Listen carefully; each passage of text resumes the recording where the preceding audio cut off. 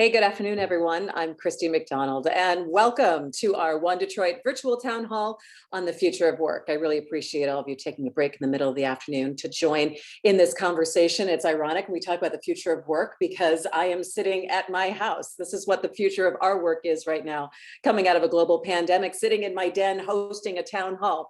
So I'm glad that you're going to be with us. We are going to be talking about creating quality jobs to help rebuild the middle class. We'll talk about what quality jobs mean, what middle class means. You know, Detroit Public Television and PBS have teamed up for a series of reports on changes in the workplace and the impact on workers, employers, educators, and communities. So over the next hour, we are going to talk about the current and the future state of middle class jobs. We're going to discuss how to make Michigan competitive for jobs and for economic growth as well. And we're going to give you some ideas on how to get the training that will prepare you for better career opportunities. I know that is a lot, but we're going to be getting through it for the next hour. If you have a question for any one of our panelists during the show at any time, any kind of comments that you want to add to the conversation, just submit them here on the side of the screen and I will bring in your questions during the conversations. All right, so let's get started by looking at the job trends for the future. Here's a clip from the PBS's Future of Work series on the types of jobs that will be created in the next decade. Take a look. My belief is in the next 10 to 15 years, there's likely to be a net loss of jobs. That is because the speed at which routine jobs are being displaced will be faster than the speed at which new jobs will be created. Tasks that are repetitive in nature, that don't require deep thoughts, strategic, creative thinking, those are the jobs that are most in danger. And on the other hand, if we look at the longer term, maybe 20 to 30 years, that doesn't account for the many jobs that will be invented and created. But it's unfortunate that we can't quite predict what those jobs are. Just like if we went back to 1995 and asked me what jobs would be created by the internet, there's no way I would have listed Uber driver. So how do workers future-proof themselves for jobs that don't yet exist? We don't know what the specific new jobs are going to be, but I think we do know the kinds of skills that people are going to need. And some of those are soft skills in terms of knowing how to work with other people, in terms of knowing how to learn to do new things. And some of them are harder skills, whether that's in a particular industry, with a particular technology. What's going to happen when we have even more technology? And when the new technology displaces even more people? There are these narratives out there. If I get a little bit more education, I'm going to do better.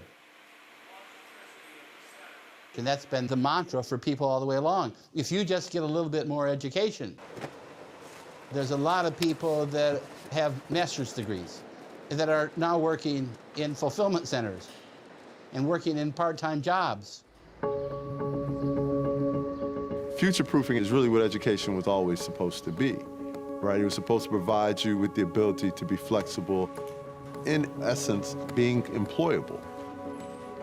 The number one reason consistently for enrolling in post-secondary education is to get a good job. But when you actually talk to college graduates, they are consistently telling us that they don't actually feel prepared for the labor market. So people are starting to wonder, is college worth it?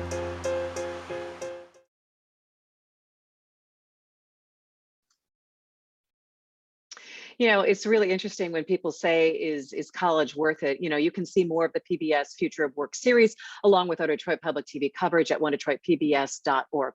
All right, so let's turn now to the economic outlook for the city of Detroit when it comes to jobs and the economy. The Brookings Institution in Washington, D.C. has collected data on Detroit as part of its Workforce of the Future initiative.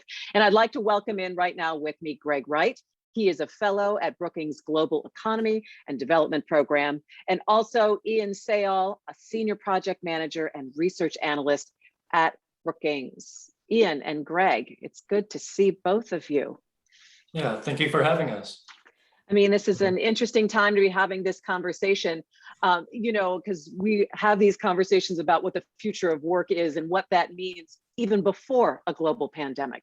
And now coming out, we have so many other factors that are influencing it. But Brookings just completed a report on job quality and job mobility. And I'd love for you to give us a brief overview of your research and really how it was conducted, what your parameters were. Greg, let me start with you.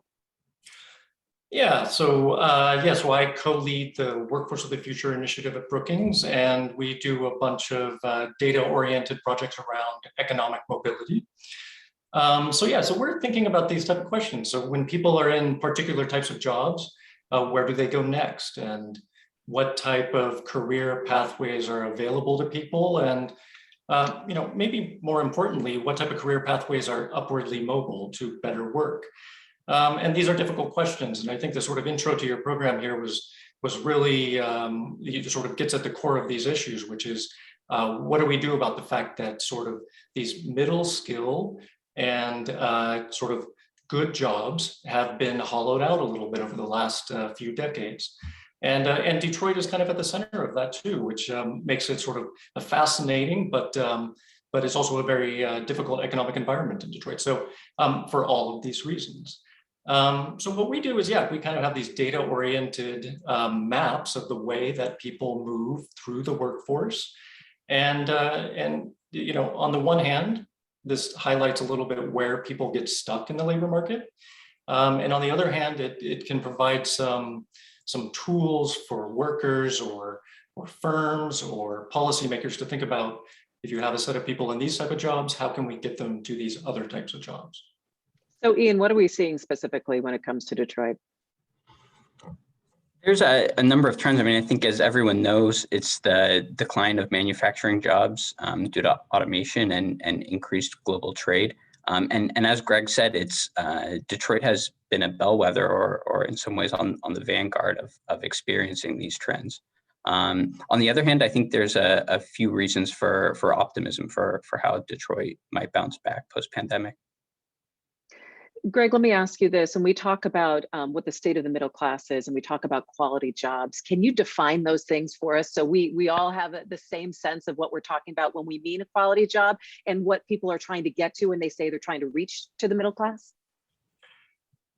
Yeah, and I think, there are different ways of defining what the middle class is. And, partly it's defined just by where you are in the distribution of incomes. And so, one thing is we know that what people care about primarily is where they are in the income distribution relative to other people. So, middle skill jobs are really sort of the jobs that are above the low wage jobs. And, historically, those were manufacturing jobs. And that's why, the Detroit environment is particularly interesting, because Detroit was on this vanguard of manufacturing boom and is now sort of a victim to the decline of manufacturing as well. And so, stable jobs that pay, hopefully at least above a living wage, and provide healthcare, I think, is another big factor for people. I think, in terms of the precise numbers, people will differ, but that's kind of, I think, the basic idea. So Ian, let's make the jump then. What are we looking at when we look at the city of Detroit and people who are trying to reach middle class and with the stability of that kind of salary, which can make all sorts of changes and differences in neighborhoods when it comes to investment? Yeah, I think that's right. And if I could add, of course, you want a job to pay living wage and to be stable and reliable. One of the other things we've seen over the last 10 or 20 years is a decline in economic mobility as the middle has been hollowed out.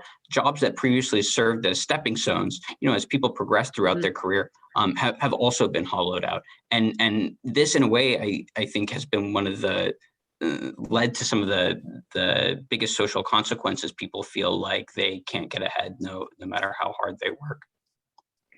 When we look at trying to then grow jobs in the city of Detroit, you make the point that manufacturing has changed, but yet even when we look at that first piece on PBS's Future of Work, college isn't necessarily the answer for everyone. So we're looking at more of a nuanced solution here. What are the options, Greg, that people can have to grow jobs here in the city of Detroit specifically?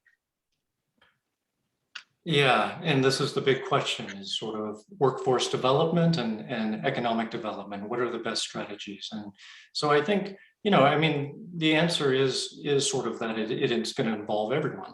And, we need public investments in skilling and employment services. And I think, the US is something like second to last in OECD countries in job training and employment service funding. And on top of that, it's been declining in recent years too. So I think public investments in skilling and employment services are important. And at the same time, though, we need to know where that money is going and where it can be most effective. And so that points to more research, I think, on what programs are effective. And there is a lot of research that's ongoing on these topics. And I think, there are so many different education and skilling programs out there that it's kind of a fragmented system. So it's sometimes difficult to know which ones are most effective.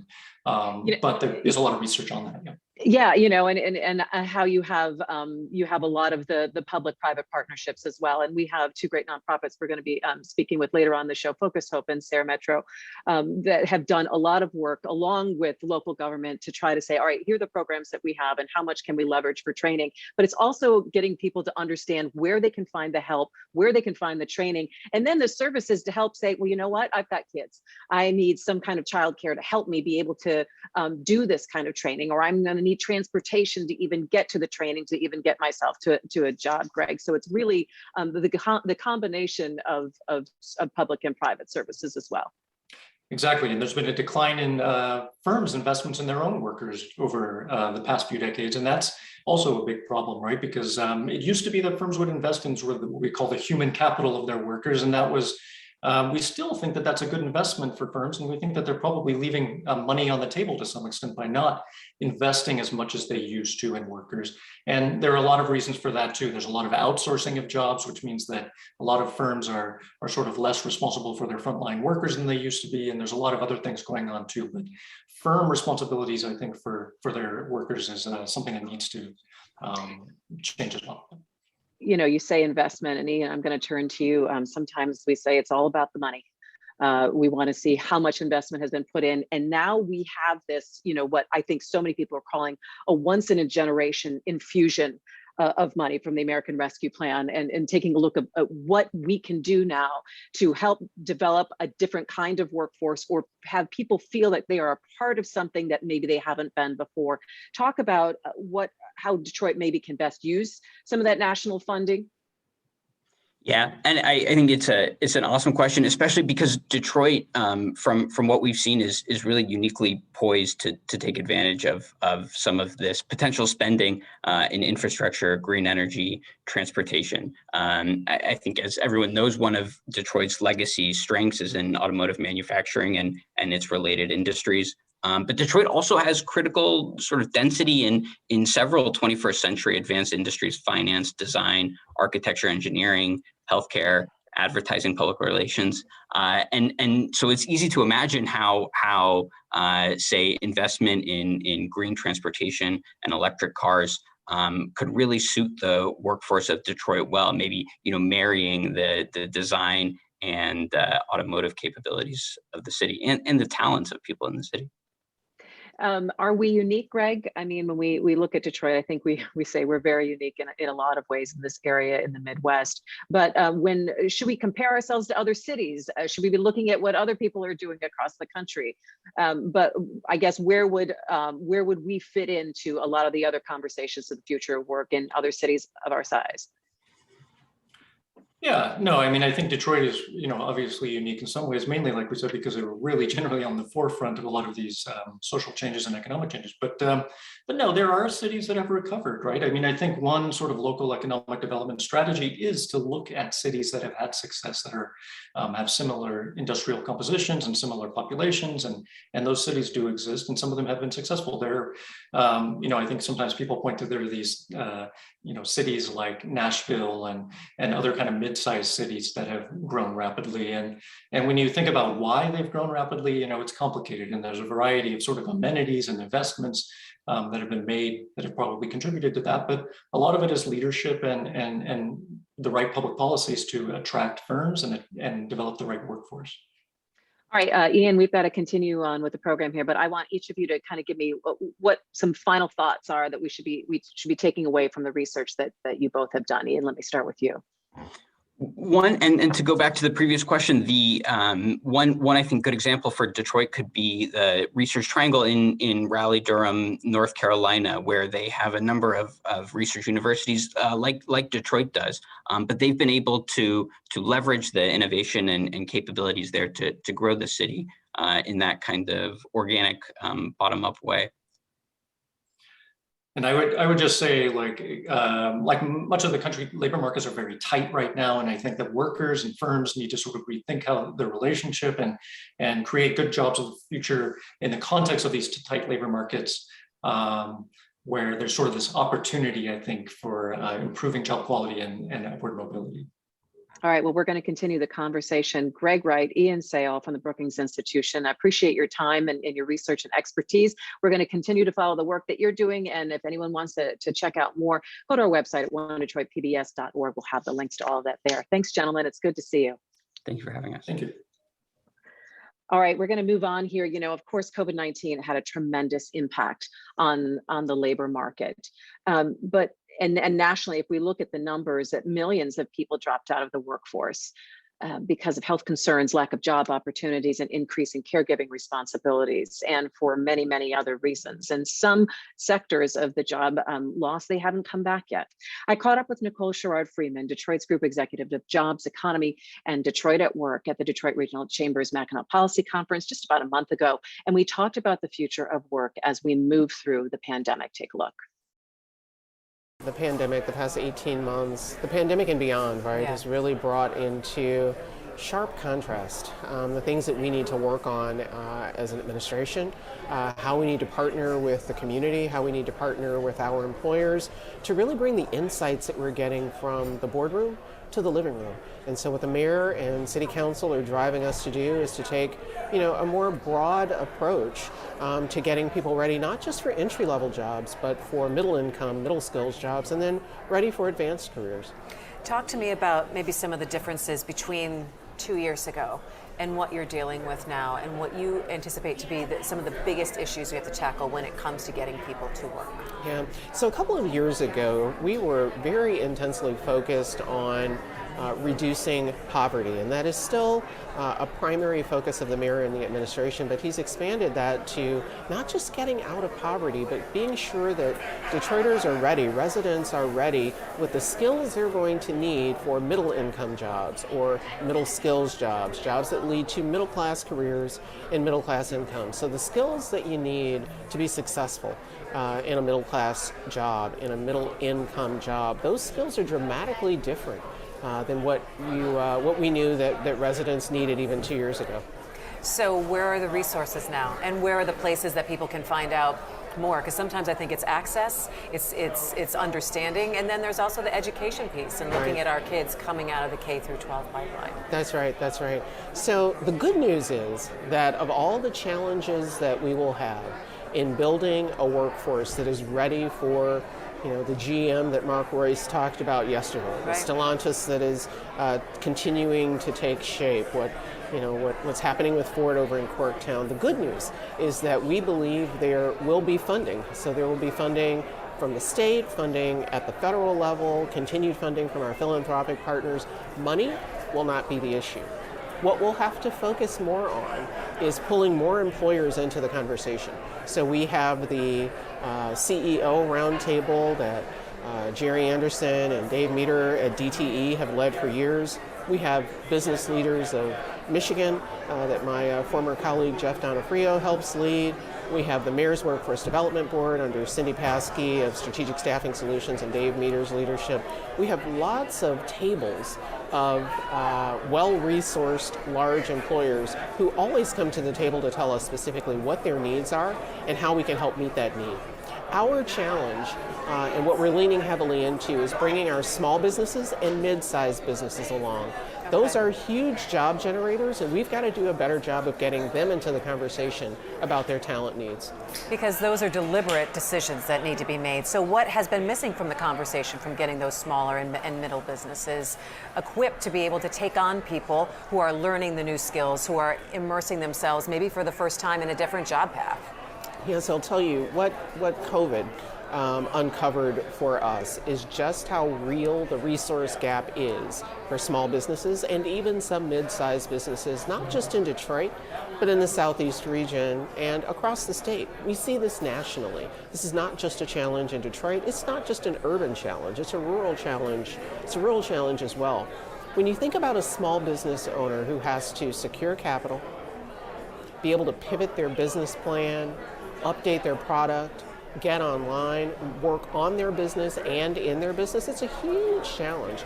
And so finding ways to support our small businesses, particularly Black and brown businesses with access to capital, low cost, no cost capital, so that they can focus on building the business, and that in turn will lead to growth, generating revenue, managing their expenses in a way that will make them jobs generators.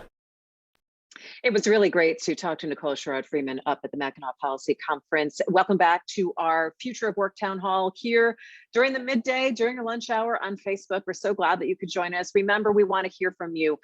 Send us your questions, your thoughts as we go along through this hour talking about the future of jobs, the economy in Detroit and in Michigan. Where are some of the jobs of the future? What does quality jobs mean? So we'd love to hear from you. Make sure you can get in on the conversation. You know, access to quality jobs and growing the city's middle class are among the recommendations in a report released this year by Detroit Future City. The State of the Economic Equity in Detroit outlines the issues, and it offers solutions to creating wealth for all residents in Detroit and across the region. So joining me now to talk about this is the CEO of Detroit Future City, Anika Goss. Anika, it's good to see you. Great to see you, Christy. Now, I remember when this report came out about a month and a half ago. It's been very interesting to me to see the reactions to a lot of the statistics and the information that you've been able to put out there that the business community is seeing, and the gaps that remain or actually have gotten worse, because this was done, some of the numbers were done before the pandemic, right? That all of the numbers are pre-pandemic. Okay.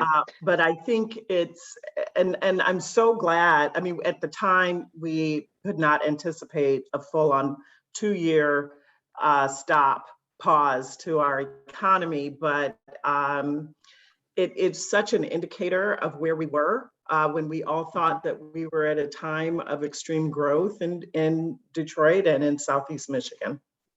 Yeah, it felt like we were just catching it, right? With the momentum was moving.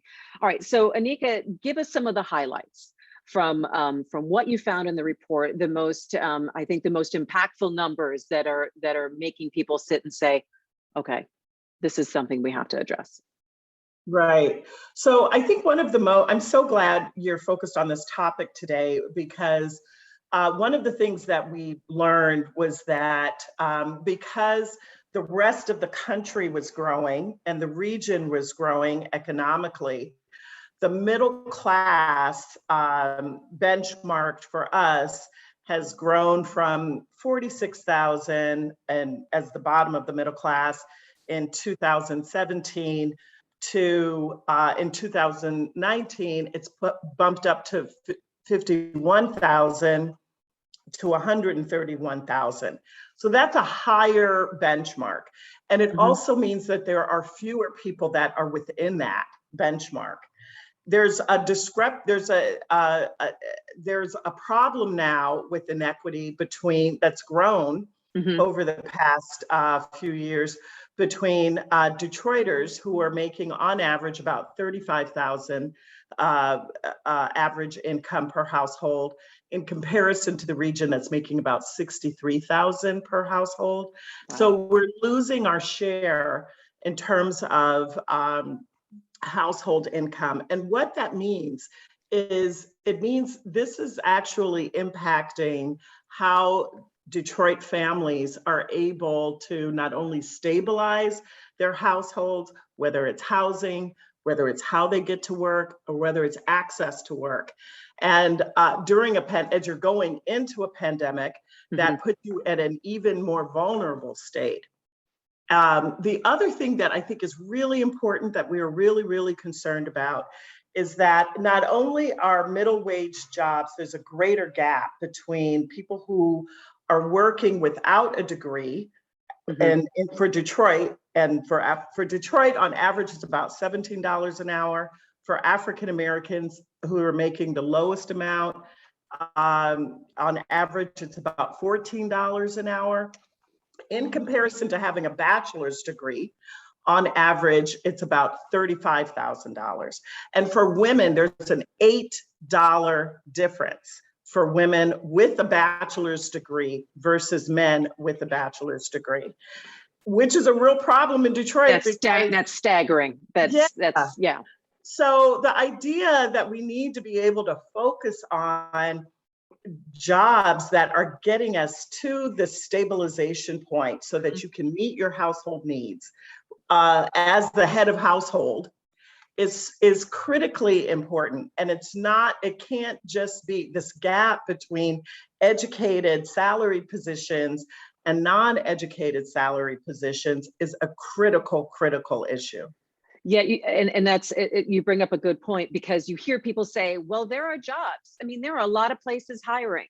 And it's really a flippant response to a path, though. Sure. I mean, and you talk about a $14 an hour job, that is not a family supporting wage. And that's not a quality job that will have flexibility for what a family needs. And we talk about family, and we have children, and we have generational needs here. Where are we? What's the outlook for this kind of wage growth, or being able to have people start to step into I guess that larger look of a future path, instead of plugging a hole for right now? So we believe there are two things that need to happen at the same time, which I know it's hard for us to think about, but Detroit can do hard things. We can think about this. Absolutely.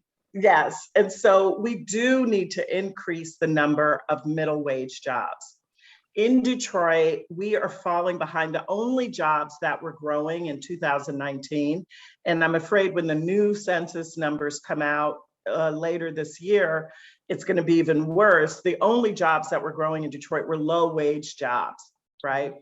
So as we bring in new companies, as we bring in other kinds of opportunities in Detroit that Nicole talked about, that was so aspirational, we have to begin to position ourselves to say, we need middle wage jobs, which are jobs that are paying higher with skills without a degree. At the same time, we've got to push to increase our education level, because that's what really increases our talent pool in Detroit. So that we are not thinking about Detroit as the lowest common denominator, right? Like we're only attracting businesses that can do the very basic things. If Detroit is going to position itself to be competitive for the future of work, then that also has to require multi-level skilled jobs for Detroiters. Yeah. So I really think that those two things are critical to that. Yeah, and being more nimble. Hey, Anika, we have a question here from people who are watching, participating in our town hall. Here it goes. One of the biggest challenges I've had as a job searcher is finding entry-level jobs that fit my skill set. And I have a bachelor's degree. Do you have any suggestion on how people can search smarter for jobs that might lead to middle-class income? Thank you for that question. That is a great question. Okay, and go, Anika. I wish I had an answer for that.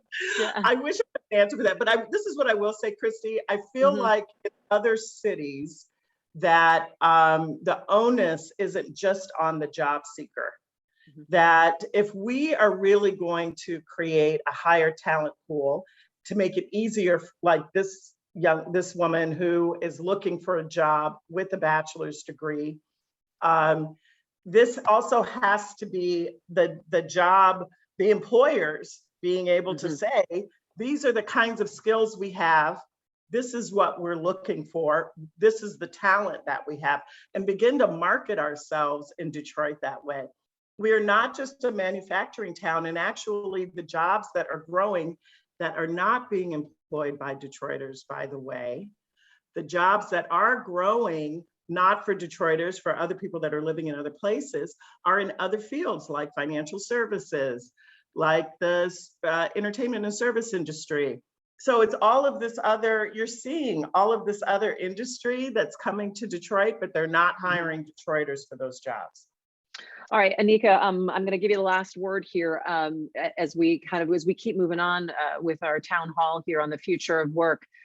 What have business leaders been telling you after looking at these numbers, knowing that they are going to change because this is now emerging from the pandemic, about investing in or taking a chance on a workforce in the city of Detroit? Well, I think, there's two things. What I've heard from the business community is that they're being thoughtful about this middle class or middle wage job and this middle wage job ladder, right? So Matt Elliott has talked from Bank of America, has talked about financial institutions should be middle wage job centers. So you can start as a teller at a maybe just below or right at a middle wage job and work your way up through management. That is the middle wage ladder that we're looking for, that doesn't necessarily require a 4-year degree. And so I think on the one side, they are looking at that. On the other side, it's really tough to think about Detroit as a whole, as a talent center. And so the more we can get organized for that, and I feel like the business community also sees that and they're shying away from it, because often when we say there's no talent here, it means Black people don't have the talent. But I feel like if we are organized in Detroit enough to be able to say, we have the talent potential here to provide the kinds of employees for your business, for a diversity of businesses, that's exactly what we need to be able to change this trajectory. Anika Goss, the CEO of Detroit Future City. It's always good to get your perspective and your input, and we'll be looking for what's coming out next and what other studies you're going to be doing. It's always good to see you. Good to see you too. Thank you so much, Christy. All right, take care. All right, you are watching our Future of Work Town Hall right here on Facebook today. I hope you're having a good Wednesday. As we move forward, technology and robotics will play a major role in the future of work. Jobs in the skilled trades are still expected to be in high demand over the next decade, but this summer, some high school students received on-the-job training in carpentry to prepare them for the jobs of tomorrow. So go ahead and take a look at this story from One Detroit senior producer, Bill Kubota. Detroit's west side, the Tuxedo neighborhood near Grand River, Livernois, and the Jeffries Freeway. Abandoned houses common here, but this summer signs of progress. Along with this demolition order, some new construction down the street. It's Carpentry Camp, a summer program put on by the Carpenters Union to get high school students interested in the trades. So you gotta be careful, do not go further. We're not here to make them carpenters. We're here to introduce them to carpentry so they can touch it, feel it, do it, make the mistakes on it, make sure they understand that it's not life-ending if they do make a mistake, and how to fix it. The Carpenters and Millwrights Union has a stake in this neighborhood. Their new trade school is going up here right along I-96. Part of the school's mission, get more Detroiters working in construction. It's unfortunate because a lot of kids today don't believe that this option is out there for them. They don't even know about it. You're gonna have to bring this saw. Remember, we had to make a center cut? Cortez Asbury's done this camp before. Now he's headed for a carpentry apprenticeship with the union. But it's a good, you do something new every day. We teach them a little bit of math. We teach them how to read a tape measure. And we teach them how to do basic skills projects. Good. Done. All right. At 15, I came in here. It was kind of hard. Nobody's gonna know how to do it at first. After it was done, you look at it, you love it. I love it. I want it to stay forever. 31 participants this year. Last year, COVID got in the way. Started straight and then angle. This time, it's community service for the Tuxedo neighborhood. Back in April, we put out a bunch of applications for residents to have work done on their houses We got almost 100 projects. Are we going to get 100 projects done? Absolutely not. But we are going to get done the most needy that we see that we have to do. All right, where's the top one on? It's all right, the top one will secure it in now. You know, these are the small projects that we can do to give back. It's absolutely free, no charge to the resident, and these kids are getting paid. Jamal Al said the students are learning teamwork, communication, and how to execute plans. And we got one source of power here. Where's it at? Who can tell me? The generator. Get the generator out now. We try to explain to them what we're doing, how we do it, and then we let them do it. You know, and kids are going to make mistakes. They've never done this before. You got to put it right in the middle. We're doing porches, handrails, and porch rails. Here at Porch Beyond Expectations, a major project for a crew of beginners, a showcase of what they can do. Well, it took about 5 days and it was pretty much an entire remodel. All these Detroit homes are pretty old, so the porch, it was probably around like 80 years old and we had to pretty much demo the whole thing. We had to take the frame down and completely build it back up from scratch. You know what? This is a great neighborhood. You know, people can drive through it and see, you know, that the houses are deteriorating. They just can't afford to fix them up. Like this to the line. What happens after this for these So campers? we have 6 kids are old enough to go to work. Out of the 6, 4 of them are being placed.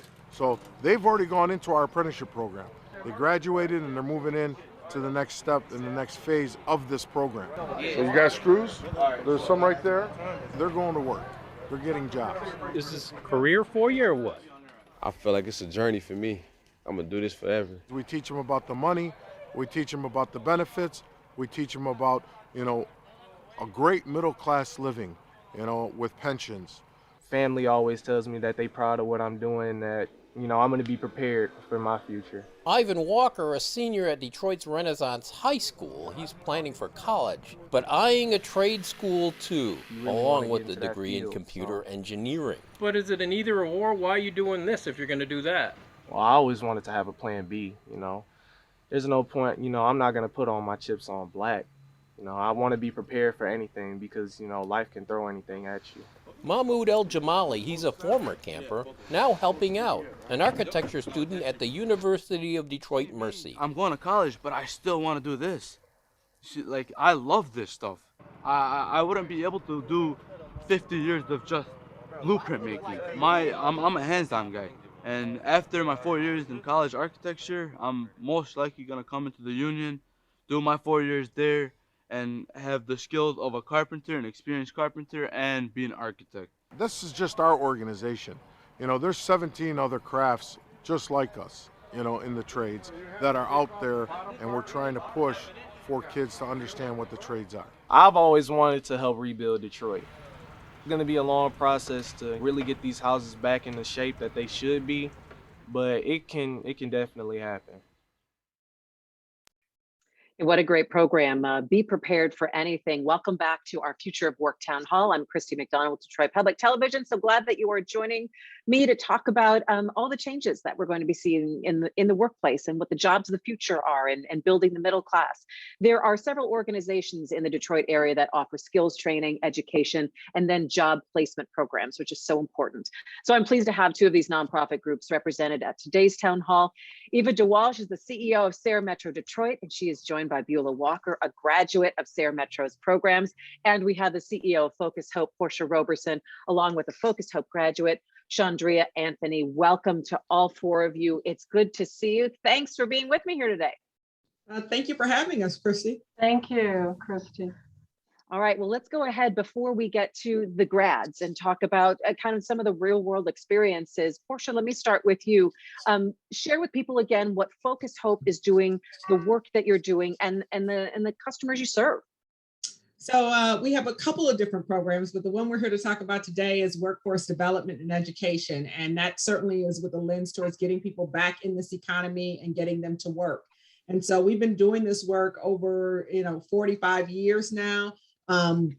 We are really focused right now on sort of shifting away, and I don't want to say getting rid of, but shifting our focus away from just manufacturing, which we've been very heavily involved in for a very long time, and looking at some of the more professional jobs that we can start to train people and get them into those, as Anika mentioned, those middle-class wage jobs. So that's where we are right now. We have, we're offering IT programs, our manufacturing pathways programs, our CDL programs, and then we're expanding over the next 6 months to a year into some new programs, like I said, that are professional, more professional in nature. How do you make that shift, Portia, when you look at starting to change the wheel because of what Focus Hope has traditionally done when it comes to workforce development? Well, I always say, I've been saying this for the last 3 years that I've been at Focus Hope, that I've been head of Focus Hope, that we are never going to not have ties to the automotive industry. Detroit is an automotive town. We all know that. I know Eva knows that. We're on other committees together. So we know that some of our focus will always be in manufacturing and the way in which we can get people into those jobs. But honestly, we have to be candid that the automotive industry is changing. So we've seen Ford and General Motors announce their investment in electric vehicles. So we know now that we're not training people to pop the hood on a car and sort of fiddle with the insides. We're now training young people to be able to pull out that mobile computer and figure out the diagnostics of a vehicle on that computer screen. So now we're lending ourselves more towards STEAM and IT and less toward the hands-on sort of tinkering under the hood of a car that we used to train for. Yeah, I mean, these are tech companies. Really These are now, tech when you're looking at mobility, it's not just manufacturing and automotive. Eva, share with me what Seyal Metro Detroit is doing.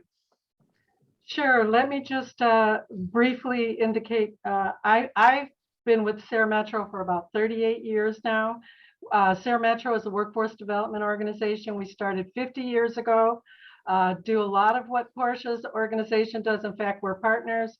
And I do want to emphasize that 6 of the large workforce development organizations are part of a workforce alliance group that we organized 3 years ago.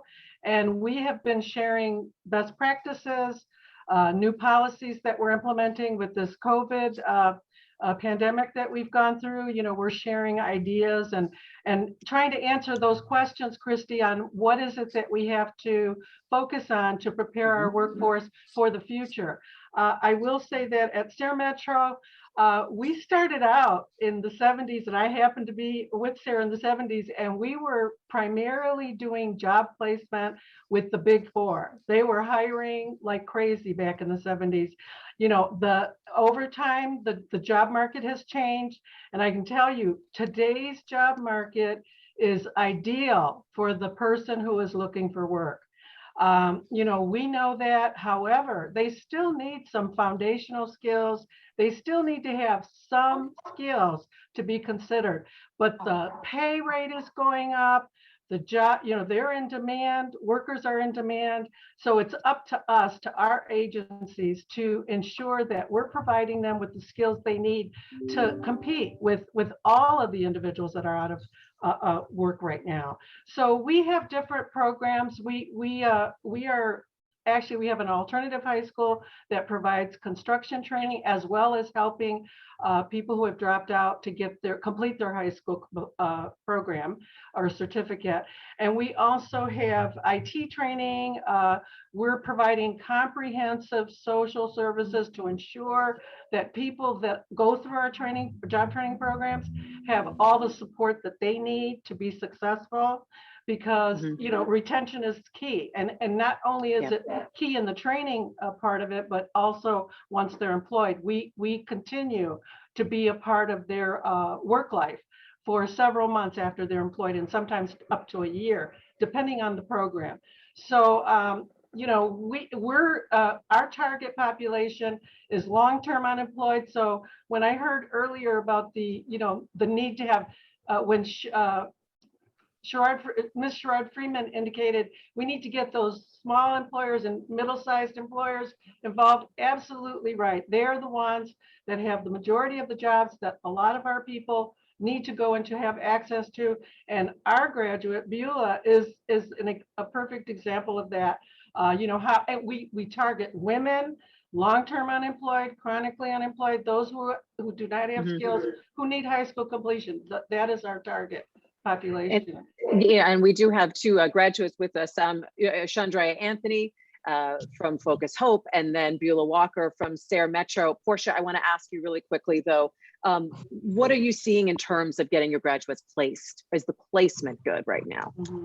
Placement is definitely picking up. We are making sure, I mean, obviously the last, 16 months, I can't, it seems so long now, I can't even really figure out how long it's been. But, we obviously it was difficult during that time because nobody was actually placing anyone in any job. And it looks so different than what we expected when people initially went through the training. We are now at the point where we are understanding not only how to train people virtually, obviously we pivoted to that right away, but really working with companies to figure out what are the jobs that can be done. Because I think, as you mentioned in your opening, Christy, jobs look very different than they did 2 years ago, right? So, whether it's a hybrid model, whether it's you're on the site for 2 or 3 days, and then you're working out of your home on some of these jobs 2 days a week, it just looks very different. So placement, I think, is starting to pick up. I think we'll see even more of that after the first of the year, certainly as the economy starts to shift and so hopefully better sooner. Yeah, so we have 2 workers with us now. Beulah Walker, she looks like she's on the job and ready to go. Work site. Hey, Beulah, can you hear me? I hear you loud and clear. I hope you're able to hear me because I am on a construction site and I apologize, but we always work. Never apologize. Never apologize. Tell me a little bit about when you got started with Seyal, the training that you did, and where you are right now. Right now, I am a full-fledged journeyman, construction craft labor out of local 1191. I am a road builder.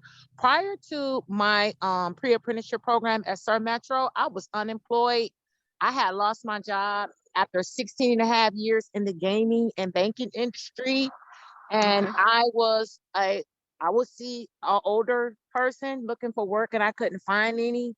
So I went to Seyal Metro and I enrolled into the pre-apprenticeship program, and it took off from there. What was that process like in terms of getting to the programs and liking it? Because that's quite a change from going to the gaming industry to an apprenticeship program. Well, how I got involved in it was going to Council President Brenda Jones' Skilled Trades Task Force workshop meeting. And from there, and also I found out through the unemployment office.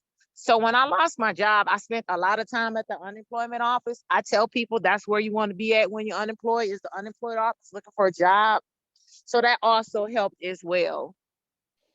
Okay, let me bring in Chondria Anthony, who has done her work and is a recent graduate from Focus Hope. Chondria, tell us what your journey has been. Well, when the pandemic hit, I got the unfortunate news that a lot of people received that I was going to get a pink slip. And coming from a manufacturing background, being there for quite a while, I know the ups and downs about the industry. And if your skills are not on par with technology, if you're not keeping up with it, you might find yourself really looking for a job and having a hard time finding it. So being that I grew up not too far from Focus Hope, and knowing the legacy of Focus Hope, and that they put out quality talent, that is someplace that came to my mind. And I was lucky to give them a call, and they had a class starting up, and it turned out to be a wonderful decision because I'm brushing up on skills that I know are gonna just land me the job that I'm looking for. So you're looking right now. What has that process been like for you? Actually, this week it's been looking pretty good. I actually got a couple of calls from Monday. I got one this morning about 7:30 that people are interested in my skill set, and I can't wait to get out there and be able to show them and demonstrate that I have what it takes in this industry. I want to get to some questions that we're getting from our viewers who are joining us on the town hall here on Facebook, and we really appreciate it and your interaction. And even let me ask you, can you talk a little bit about how green jobs might be a part of rebuilding the middle class and getting people prepared for some of those different kinds of jobs? So Seyal Metro was actually involved in a green jobs training program under President Obama's ERA program. We were the lead agency on a 4-year grant that we received. I'm sorry, 18-month grant. It was $4 million. But we had all kinds of partners that were also included. And we had Wayne County Community College as the training institution. We were the community agency that recruited and placed people into green jobs. And then we had the unions working with us. You have to, if we're going to prepare people for middle-class jobs, the unions have to be involved. And I'm so glad that they finally are, because back in the 70s, it was a closed shop. You know, we weren't really, we tried to work with them, but it wasn't open. And now they're very much involved. But definitely there is an emphasis on green jobs right now. If we can provide some foundational skills and some entry-level skills for our participants, they may be prepared for those apprenticeship programs that are in the green jobs sector, which is what we're trying to do. We're trying to give them those entry-level skills for the actual apprenticeship programs, because those then will prepare for those types of occupation. But there is a focus on green jobs. Yeah, you know, Eva, you talk about, you know, changing and being able to roll some of the changes, and just listening to Beulah and Chondria talking, there's also a lot of mental support that needs when you're changing jobs, when you're thinking about, this is what I have to do for my future. Portia, talk about what some of the supports are when people are coming in, and we're seeing people change their career paths and their trajectories now coming out of the pandemic more than ever before. What part is that talking process about finding the right fit, or being able to totally make a left turn like Beulah did and say, you know what, I'm going out of this financial industry and I'm going into a different trade? Yeah, I think we're going to continue to see that. And we're in this time frame of the Great Resignation, as they talk about, and people really, the last 2 years has really made people think about what they want to do long term or in the second half of their career. And so I think what we are at Focus Hope are trying to do is make sure we are having long discussions with our students about what they are interested in doing. We don't want to like put a square peg in a round hole. We want to make sure that there's some interest on their part about what they want to do, where their skill set lies. And then also, as Eva mentioned, the wraparound services. I can't emphasize enough how important it is to make sure that, I always like to say, once you're part of the Focus Hope family, you're always a part of the Focus Hope family. So you can come back to us, because retention is so important. It doesn't really benefit anyone if we get you a job or we help you getting placed in a job and you're only there 2 or 3 months. The employer then has to retrain someone. The employee or our prior student has to go out and start all over again. So really, talking to people about what their interests are, talking to our students about financial literacy, talking to them about childcare and transportation, and making sure we can provide some of those services that are going to help somebody be a successful employee. All right, I'm going to bring everybody back in who has been part of our town hall on the future of work here over this past hour. So Greg Wright and Ian Seyal from the Brookings Institution, if you want to pop back on, Anika Goss from Detroit Future City, if you want to pop back on as well. We are getting some questions from people who've been watching, and I want to throw it out because it's one thing we haven't talked about really yet. We touched a little bit on it, is K-12 education. And Ian, if I could start with you, I mean, when we look at K-12 and kind of the pipeline into the future of work, what are the things that we need to take into consideration when we're looking at curriculum, or even how we're starting our kids out or talking to kids about what the future of work is? Yeah, I'm always a little apprehensive when I start thinking about teaching elementary school kids, you know, what they're going to need for the job. I think first and foremost, the role of education is to create critical thinkers, informed citizens. I think if our education systems are equipping people with those, then they're going to be all right, you know, no matter what the future of work is. Greg, what about you? No, I think that's right. I think there's a lot of effort put forward in trying to predict the jobs of the future, and I think it's very difficult, but I think that's exactly right. Like critical thinking skills we know are going to be important, and also just getting people invested in their own learning process and thinking about, you know, how they want to invest in themselves over the future, and that those things may change over time, right? So that's very important. Yeah, Anika, you know, we've talked about this a lot, the component of our K-12 system and making it as strong as possible. What are your thoughts on when we look at some of the numbers that have come out of your report? Because the numbers don't look good. And so our child literacy rate is still by third grade is still really poor. And so if by preschool, if you're not ready for kindergarten, you are less likely to be able to read by third grade. And what we're seeing is that the third grade reading level right now is only at 32%. And if you're not reading by third grade, you are less likely to be positioned to graduate from high school. And right now, our Hispanic high school graduation rate is only 42%, which is a huge problem.